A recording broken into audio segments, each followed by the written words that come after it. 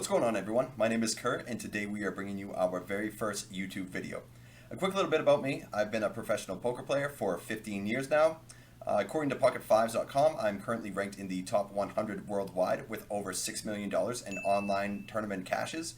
And I'm currently over on Twitch at least 5 days a week streaming mid to high stakes poker tournaments. I figured it'd be a good way to start the channel by showing some highlights of one of our deepest runs of the year where we were playing for up to $124,000. So without further ado, let's jump into the action. This is kind of gross here, mainly because nobody squeezes wide enough, but that being said, I think this hand plays better as a jam than a call. This player also shouldn't have many strong hands here, but yeah, we're just going to jam here, so good luck us.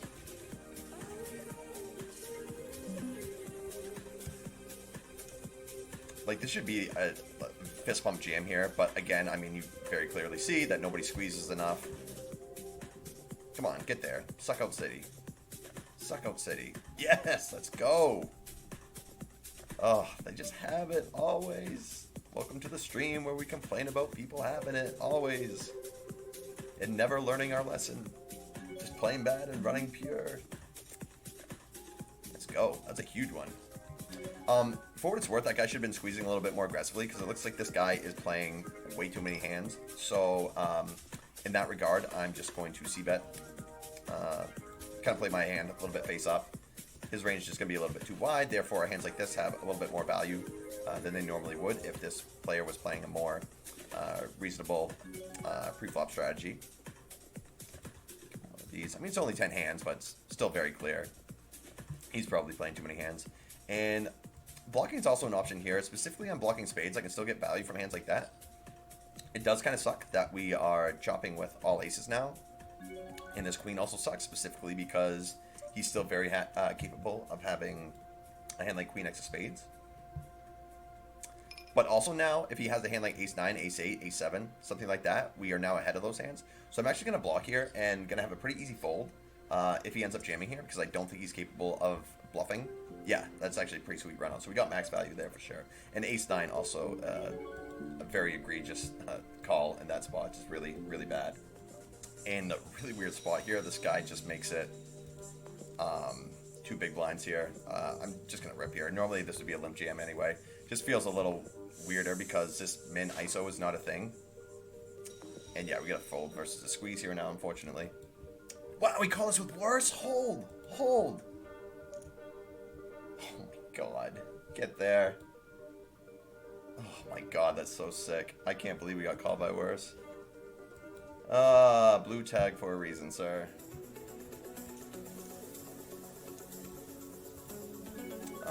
Nice flop here as well. We probably get to c-bet here a fair amount. Mainly because he should be flatting like a lot of queens, but he's still going to have like king, queen, ace, queen. Clubs, so I'm actually going to check this combo. Might actually be a little bit better to bet here because I'm blocking clubs that he's going to call us with.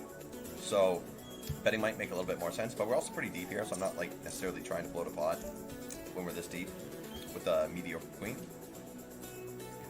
Just going to start with a check call.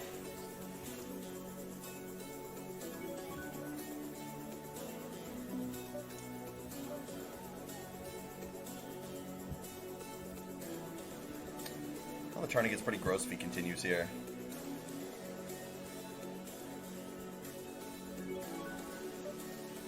For this size, we probably can't fold, so we probably call 1 and then just fold to any river bet.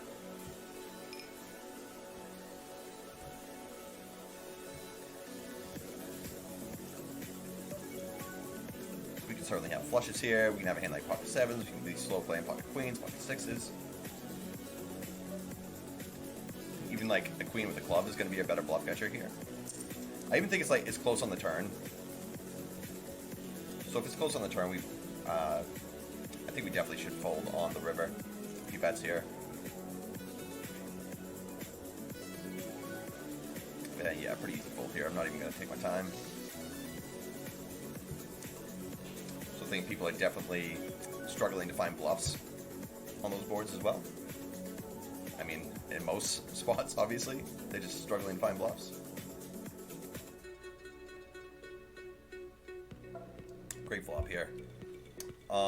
He can still have like some queen 10 suited here, which is a bit unfortunate, but you know, obviously we're not doing anything but piling money in here.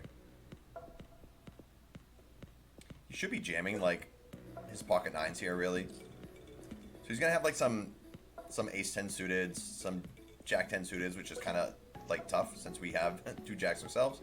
10-9 suited, stuff like that. And with no spade here, he's got a pretty small stack to pot ratio. But still, this hand just is so strong. So we're gonna do this. Keep some bluffs in our range. Bluffs here would be a hand like, you could potentially turn a hand like. Oh, it's kind of tough to think of our bluffs here. Maybe a hand like queen 8 suited. We could have 3-bet pre, and definitely calling here. Wow, just dead on the turn. This is pretty bad.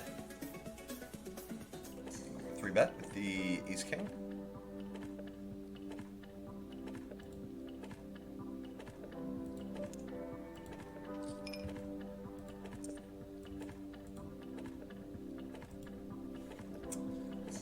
Not the best, not the worst board here. We still see bet pretty high frequency, I think. Unfortunately, we don't block any king-queen suited, which kind of sucks. We do block ace-queen suited, which is nice.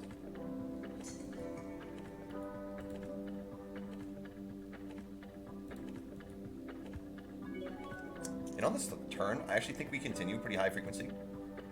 He also should be check raising some of his queen X's here.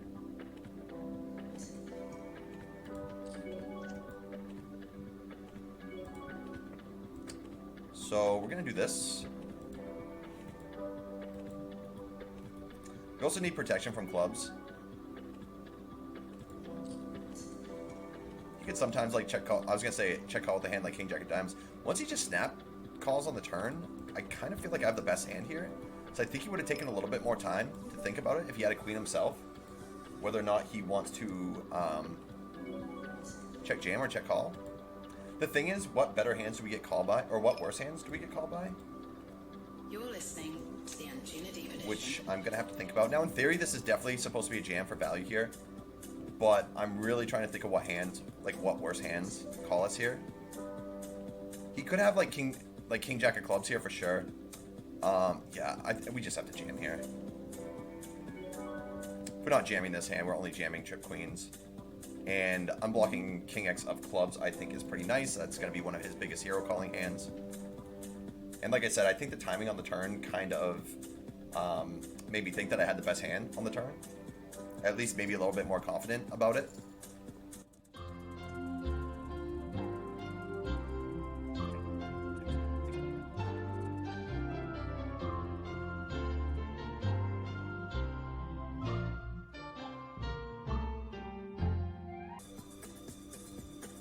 Sigh.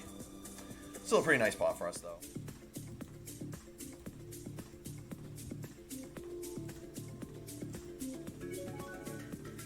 Well, it's gonna make the situation a little bit easier for us, so good luck us. Pocket queens in the middle. Coming right up on the break here, too. Here we go. Purity. Let's go. Hold it.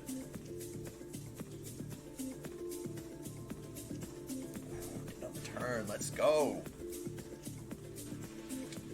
5.7 mil. Let's go. Oh boy. So this hand can definitely better check if it does check to us. It should be checking quite a bit since it's our weakest 10 here. But also betting with this specific combo would be alright considering that we have a backdoor flush draw to go with our hand. But just going to call here versus bet. We saw this same guy. He might be betting a little bit aggressively on boards he really shouldn't be. He probably gets to bet a fair amount. I shouldn't have a ton of 5x here. He probably has just as much as I do. Like, we both have the same amount of pocket 5s, ace 5 suited here. We both have probably the same amount of ace 10 suited as well. Not a big fan of trying to defend versus double barrel. I mean, we have to, obviously, because we unblock clubs. So yeah, we're gonna call one more, and likely if he triple barrels, even on like a deuce of spades, I might end up folding. This is kind of a disastrous card. Hopefully he has a hand like Jack 10 here though that we split with. That would be ideal. I'm just gonna show down here now. Poor deuce. The fuck? Shit. That is wild. This is. That is an interesting flop. Obviously, having the ace of diamonds is great here, but he's still going to have a lot of hands that are ahead of us. That being said, I still think we get to c-bet this board relatively aggressively. We definitely call for setting check raise. He's going to call with hand, like obviously king X, some jack 10s, queen jacks. Queen jack would suck, but like queen 9, stuff like that. And on the turn, I think we can still double barrel here. Because we can still likely call a raise. If he chooses to. And then also, like, obviously our hand has nut equity as well. So if we don't improve here on the river, we're likely just going to shut down. And this is just a disastrous card here. It's really kind of hard to see what hands we're actually ahead of. If they're not specifically like king 8 with a diamond here. So we're just going to shut down. 10. Okay, I guess we did lose a minimum there. Here. Pocket kings in the middle. So we cash for 247 here. Okay. Okay. So pull over the 33 bounty because that's getting kind of deep as well. And we can use a couple sizes here. We can go small, we can go big. I think with the king of diamonds, I prefer to go small. Without it, I would prefer to go big.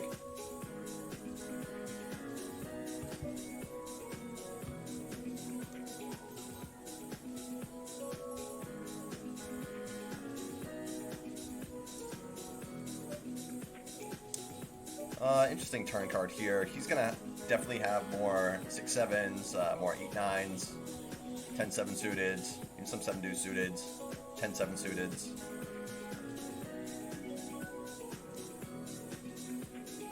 But that being said, I still think we double barrel here. This hand needs a lot of protection. He's also going to have 6-8s, 6-9s, 10-9s, 10-8s, diamond draws.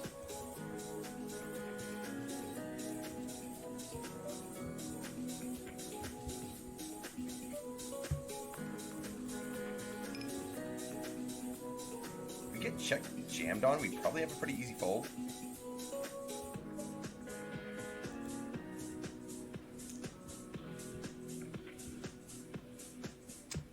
And a very interesting river here. He should have 7-8s, 7-9s, 7x of diamonds. But that being said, he's still going to have 6-8s, 6-9s, 10-9s, ace-10s. I think we have to go for max value here. Bluffs on my end would be like some king 8 suited, ace 9s, ace 8s, stuff like that. So I think we have to go for max value here. I don't love this spot, but we got to put his 10x in a tough spot here. Let's go. Let's go. Wow, that's a big one. That is a big one.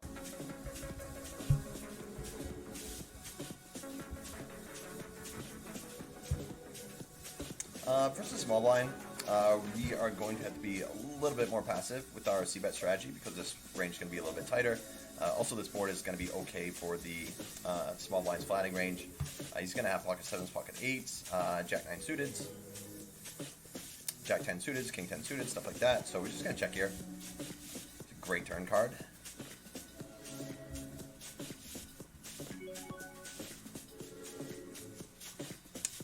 Question is size.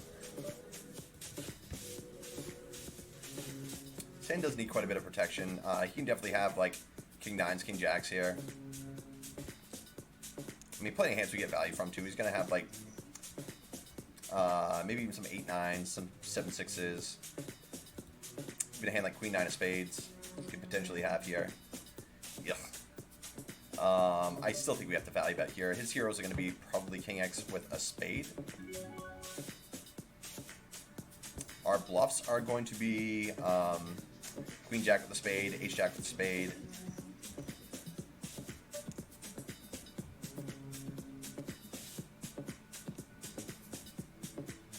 But I still think we have value here.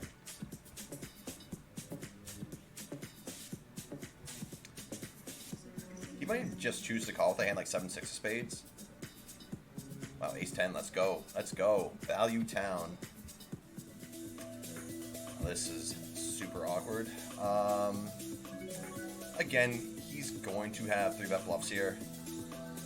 He can even play like pocket nines for stacks with this guy.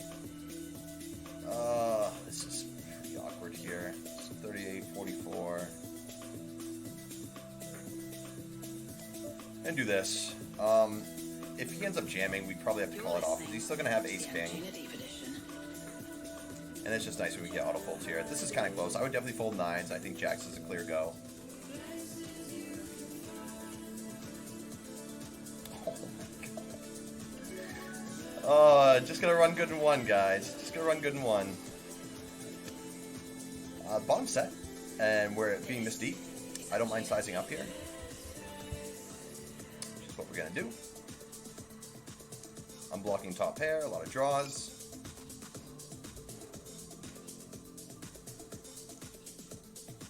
Ooh, we ran into the kings here. We only had like 8 bigs on this 50 bounty here.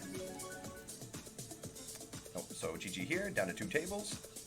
And on this card, like he definitely has some 3-4, which sucks.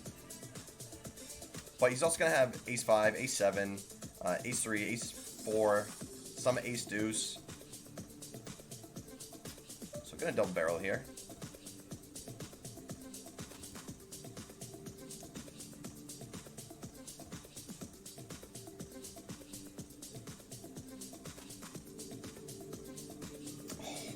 Sexy river. Just don't have 7-5 or a7, please. Don't have 7-5 or a7, please. Even a hand like a7, he might fast play on the flop. Same with 7-5. It'd be very tough for us to have the worst hand. I mean, he can have pocket 5s here for sure. Now it's less likely he has pocket 7s and gives us the ultimate cooler. Snap. 7-3, let's go, let's go, let's go. Oh my god. Holy shit. Let's go. This is insane. This is really insane that we just played. So yeah, so this hand, for example, like, if I somehow have like ace king with a club, I still think I have to fast play here because he's still gonna have like, let's say he could have a hand like ace 8 of clubs here. He could have ace 3, ace 4, ace deuce, ace 5, stuff like that. So even, like, I'm definitely value betting good aces here that he's going to have to hero call. So sometimes I run into his trips with my good ace X, but luckily we just had the nuts. And hopefully we can keep continuing to have the nuts.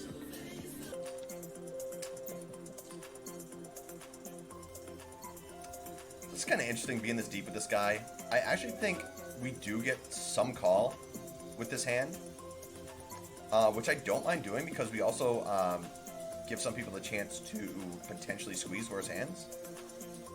And also I get some strong hands by flatting range here. And even though this is a really strong hand, like if he 4-bet jams, I'm not thrilled with queens here. I mean, we obviously would have to get it in, but stack preservation against other big stacks, you know, somewhat becomes a thing when we're this deep. And even though this is probably like a high frequency 3-bet in most like chippy V formats, I can definitely see calling being a little bit more of a thing in this situation. Now, where calling might be a little worse is if your opponents aren't taking aggressive 3-bet squeeze lines, which I guess the majority of your opponents aren't. But again, just like playing small ball against other big stacks, even when we have pretty strong hands that likely want to fast play quite a bit, is not necessarily the worst route to take.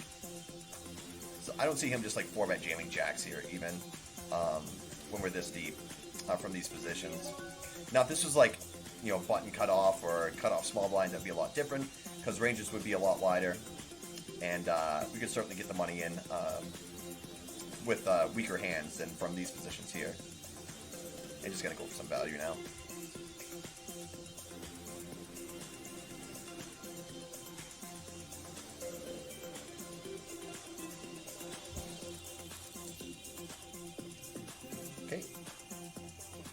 scenario, so I guess I'll ask you. Why do we not flop the set?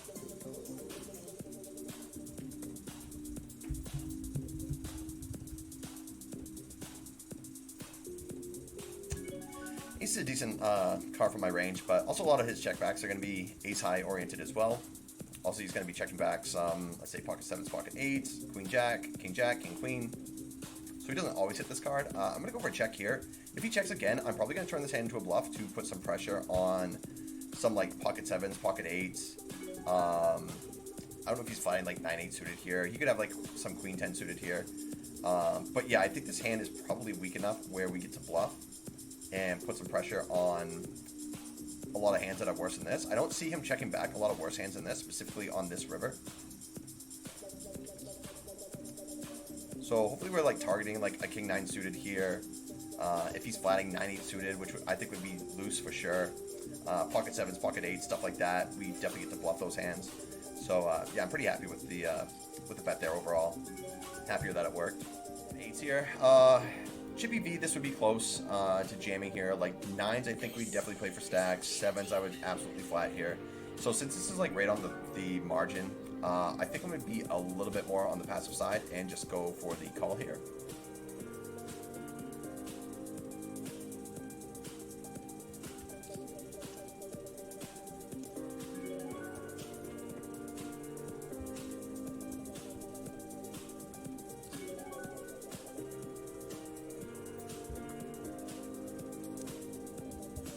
Just gonna check call.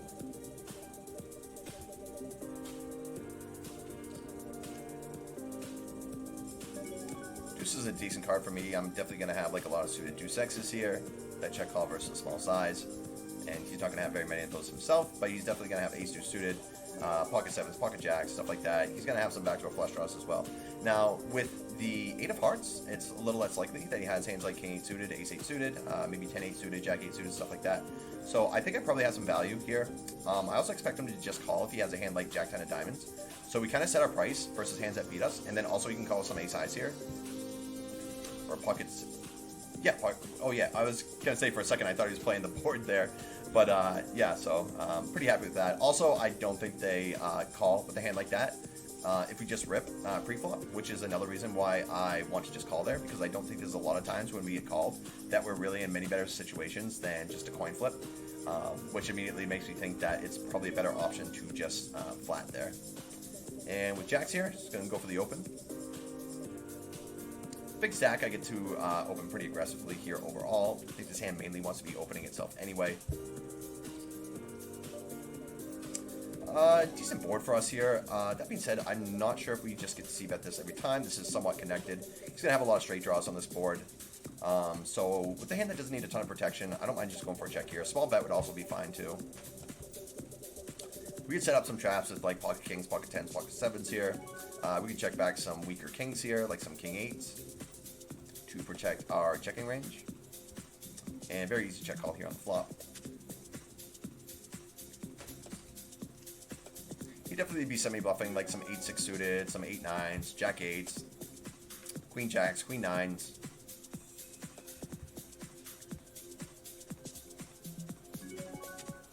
And versus a double barrel on the turn, I actually don't like the size. Size is pretty poor, but it makes it a little easier for us to call, and I think we probably have to. Specifically, like if he has some sort of turn flush draw here,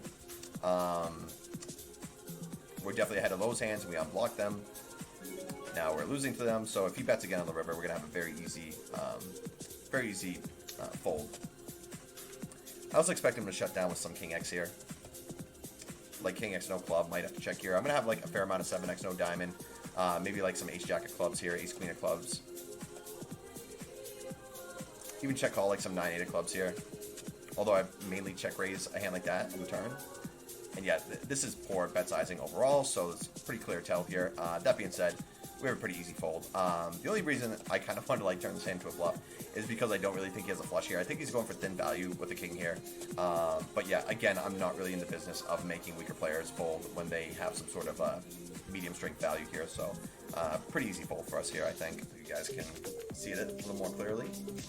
This is the lobby here. Yeah, 175 left. We are second in chips right now. $124,000 to first place. And right now we are guaranteed about 600.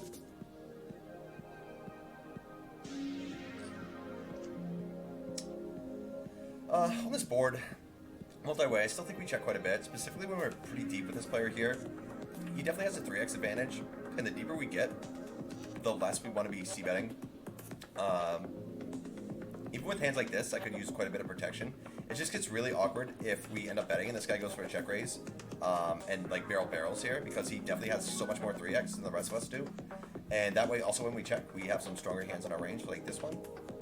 That, of course, like, need protection, but there's still, like, even if we bet we get called and flop, there's still plenty of bad turn cards for us.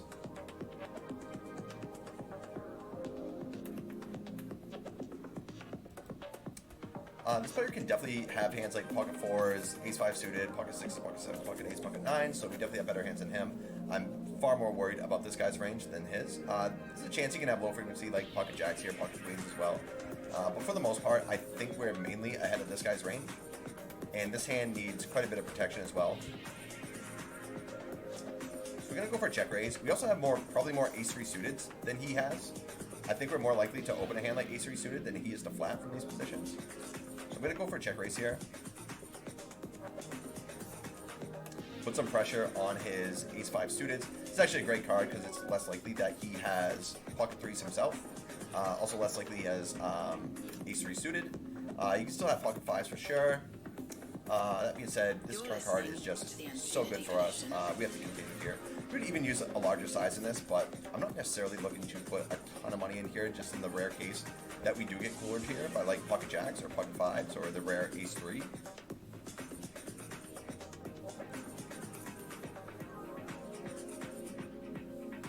Spot is getting very weird though. So in general, I think we mainly want to be even sizing up here a little bit. We'll take that. Very nice.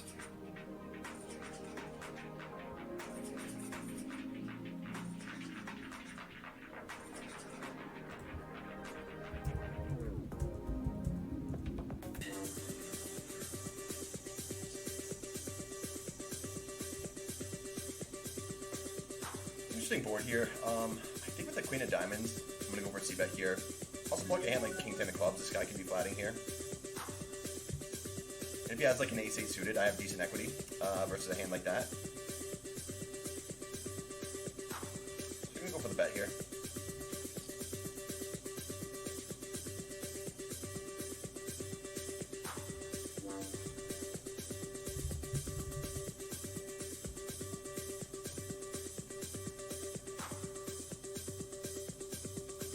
You also have a hand like pocket 8s, which would really suck. But you can also have like some pocket 9s here, pocket 7s with a diamond. It's a very interesting turn card. I'm sure we can mix it up here on the turn. Obviously, like blocking like queen jack of diamonds, queen 10 of diamonds is pretty nice here. Also having the nut diamond blocker.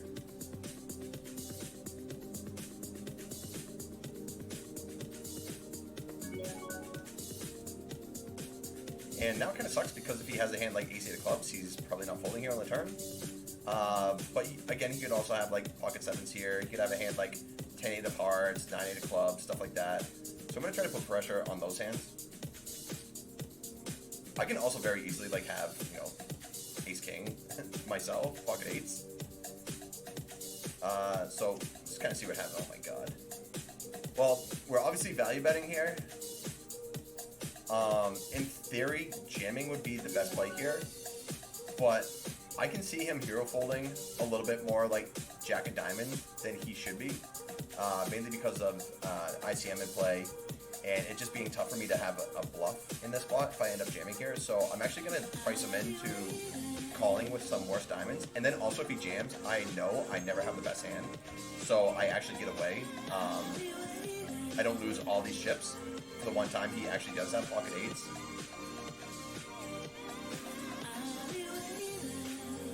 Let's go.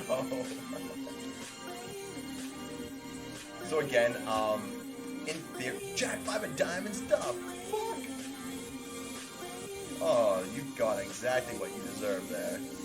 So yeah, I thought it was Jack 9 of diamonds when he flipped it over, but Jack 5 of diamonds is clearly insane. So yeah, bottom line, like if I jam here, I think there's a way better chance of him just folding this hand than hero calling, because if he calls and he's wrong, he still has chips, so that incentivizes him to call a little more. So again, this is just like exploitative towards you know, how I think the field is playing, as well as ICM being in play here. So I actually think it's good for two reasons. I ensure that I get called and a little bit more when I make it a smaller size, and then also the times he has a hand like pocket eights, king eight suited, stuff like that. I actually save myself some money, because if he ends up jamming on my river bet, I know there's zero chance I have the best hand. So I really don't see anybody turning any hands into bluffs in a spot like that. Although I also did not expect him to beat him. Jack 5 of fucking diamonds.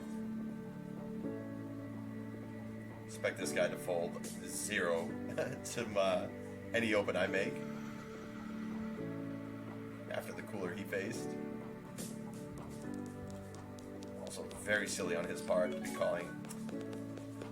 I very much want to rip this in his face, but again, a weaker player. Even though he could just be clicking buttons here, I'm just going to call. This is a very underbluff spot in general. This size is also bad. So I'm just going to call here and try to play post flop versus a weaker player while I have position. Well, we're going broke here, guys. We are going broke here.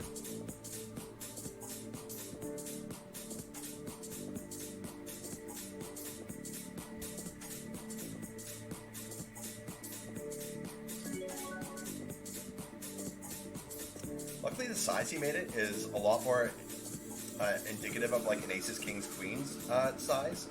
That's what you see with weaker players. They kind of like, with their bet sizings, they kind of turn their hands face up. So obviously, it's very less likely that he has a hand like pocket aces, because we block that.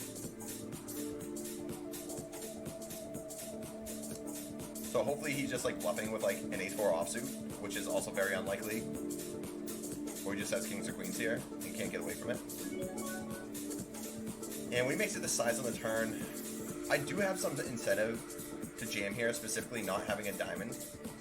But I think we just have to call and let him either bluff. And then, like I said, there's very few rivers that we're folding if he jams. It just really sucks because people almost never bluff here. But we also, oh my god, just the worst river in the deck. And he snap jams. There's literally no worse river in the deck than the king of diamonds. Now we chop versus all other ace X's. If he somehow has a flush, that gets there. He shouldn't ever have kings when he does that bet on the turn. God, don't talk myself into a call here. Now it's less like he has ace-king because of the king on the river. But also when he just snap jams on the river, I really wish I didn't see this guy with the Jack 5 suited, because now it's like super likely that he could just be like fucking around here. This is Exploitative. But once I call twice, it's just like I have an ace so often. Alright, Kurt, you got the worst river in the deck. You shouldn't be calling. Like, there was literally one card I was gonna fold to. It was the king of diamonds. Or maybe the king of spades, too. Oh, I just wish there wasn't a random factor here. Because I don't think he ever has pocket kings when he bets twice like that.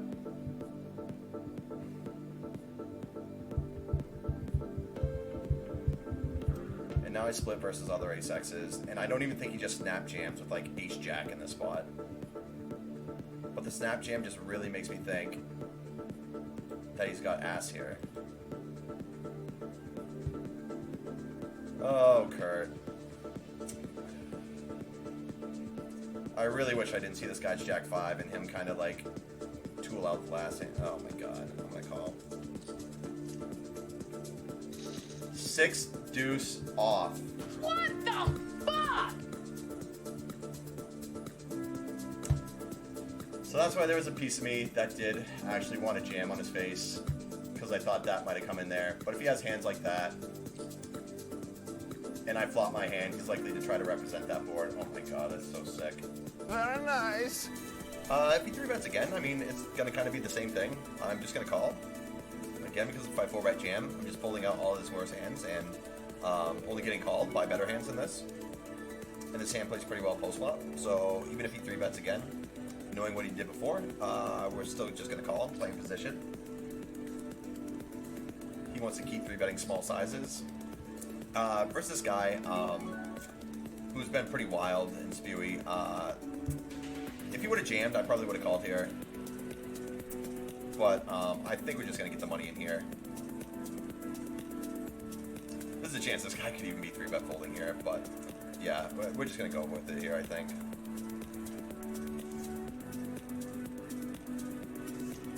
Ace-8, sometimes he 3-bet calls worse. Oh my god, hold.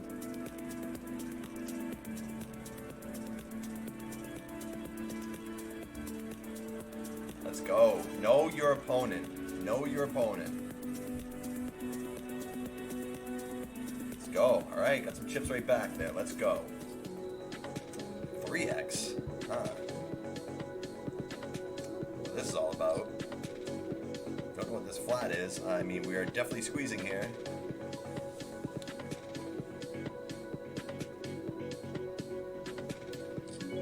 Oh my god.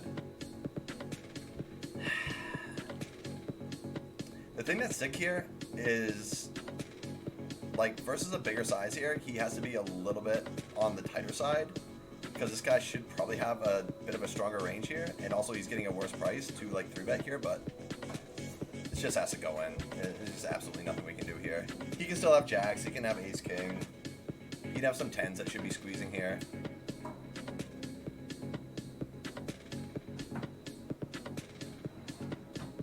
And with stacks like this, we're either like all in or fold here. You can even have some like ace-jack offsuit that's going for a steal here, or you can just have aces.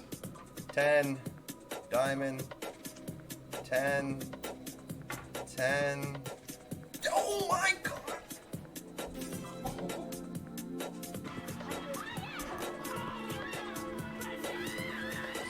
Oh my god!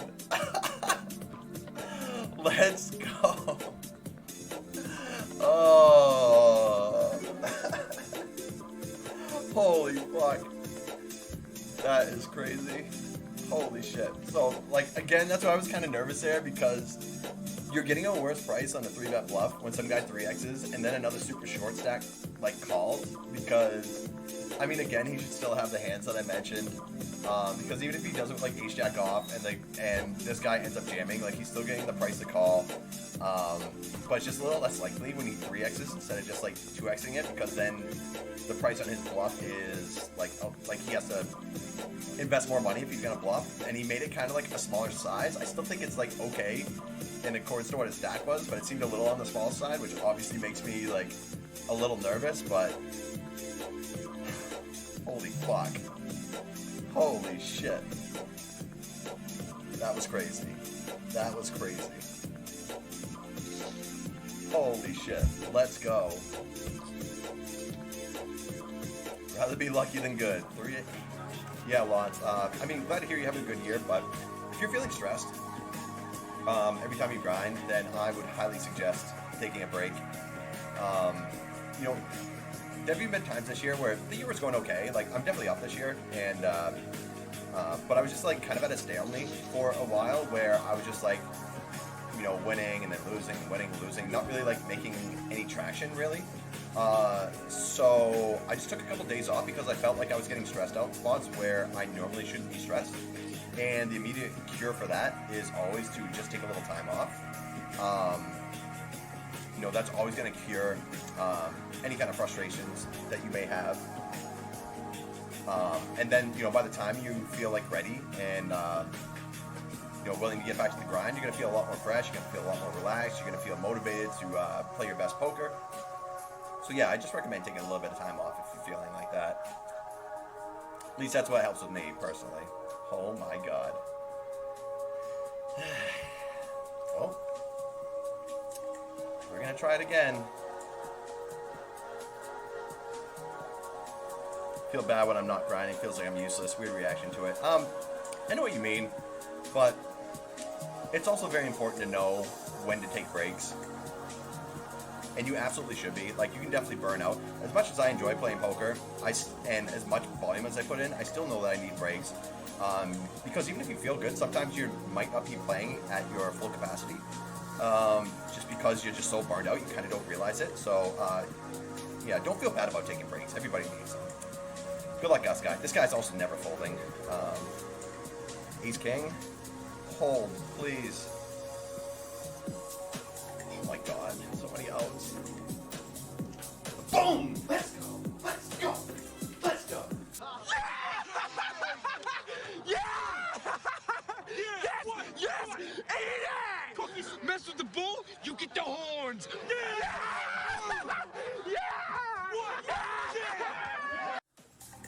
Fuck you, 6-2. Fuck you, 6-2. Let's fucking go. Woo! Let's go. 120 Justins. Let's go. Let's go. Oh my god. Whew. Oh my god. How does he have a hand that good? Oh my god. 60 mil. Let's go. You're 60 million in a tournament and you're not at a final table.